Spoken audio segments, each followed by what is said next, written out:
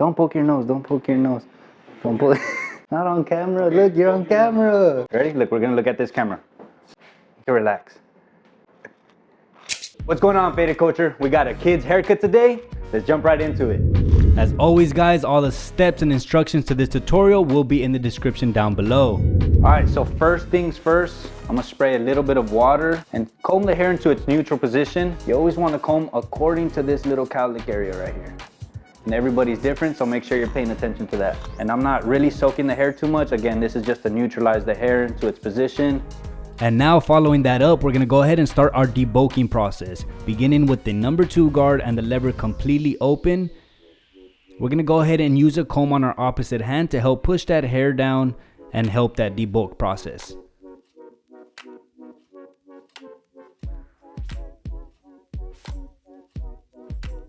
Continuing that debulking process, we're gonna now use our clipper over comb technique. And if you are fairly new to clipper over comb, I highly suggest you put on the number 1 guard just to use as a safety net so you don't cut more than you need to. And I know things look a little bit sped up, but this is actually how fast I am cutting since he is a kid and they do tend to move a lot. So this is my actual hand motion right here, guys. But yeah, our first step to this fade, we're gonna be using a number 1 guard lever completely closed, and we're gonna start right under that temple peak area, slightly drop it towards the back, and approach the opposite side on the same temple peak area. As you can see, they match up right here. Always view your client from the front, make sure that those lines do match up.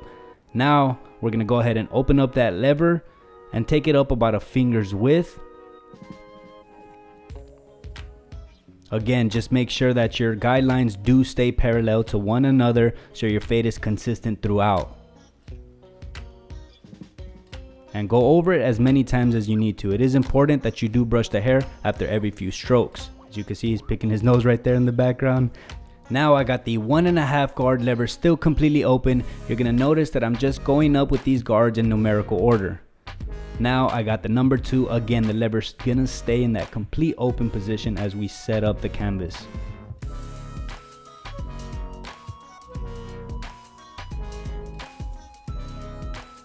And the last guard that we will be using on this haircut is a number 3. And when it comes to the number 2 and 3 guard, I do start to exaggerate that flick out motion just because I do not want to go into that parietal ridge and start creating a faux hawk type of look.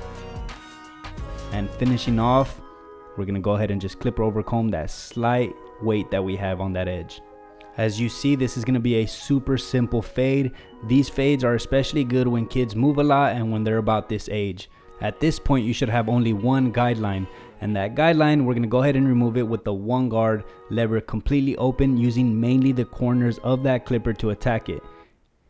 We did put in this line with the 1 guard, now we're just removing it with the same lever position and the same guard. But again, it is critical that you do use only the corners of the clipper to remove it. Go ahead and taper out the sideburns unless asked otherwise. I usually do a reverse fade process, starting with the lever all the way open, and I close it halfway and then completely close. It's just a 3-step process.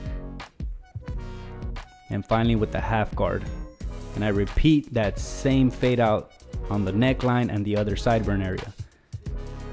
Now just cleaning him up around the ear. Since he is a kid, I am not going to use my blade on him. It's too dangerous. I don't want to end up cutting one of his ears off or something like that, and that'll be the end of Faded Culture. So I'm just going ahead and make sure clean up all that peach fuzz with the trimmer. And at this point, he was complaining that there was too many hairs on his neck, so go ahead and clean that off. You got to do everything you can to make sure that they sit still. Here, soaking the hair. Now to begin our shear work. Using our profile section technique. And it's at this point when you can step back, look at your client, and kind of laugh at them because they look like alfalfa. And now grabbing a small section from the back, go ahead and begin your trim. And when you do grab a new section, make sure that you are grabbing a piece of that previous cut section as your guide and work your way forward. And once you do that, go ahead and double check and work your way back. You do want this profile section as clean as possible because this is your guide for the rest of the top. And now we're going to go ahead and create these horizontal sections. picking up some of that profile section as our guide, and go ahead and trim that and just work your way up in small sections. And that's pretty much it for the top. Go ahead and repeat that on the right side of the head. And I am using our very own faded culture shears. And if you are watching this video and still hanging in there, I'm gonna go ahead and do a giveaway. You will get a FC shear set for free. All you gotta do is comment down below FC shears and make sure that you are following the 3 pages, which is mine, my brother's, and the faded culture one, which are linked down below. There will be one lucky winner announced next week, so best of luck and thank y'all so much for the support. As you can see, my man Antonio's getting a little hungry. So we're pretty much done with the haircut. All we have left is we're gonna go ahead and add a little bit of volume to the front. We're gonna blow dry it, come in with high heat, or come in with medium heat, blow dry it, add some volume to the front. Then we're gonna go ahead and finish it off by adding a little bit of faded culture hair gel. Sorry, I don't want to confuse y'all. I ended up using low heat since his hair is fairly thin, but still with high airflow. And like I mentioned, using a little bit of our own faded culture hair gel. I usually use a comb to scoop it out just so I can keep my hands clean, but it also helps to really work the product from the grain all the way up.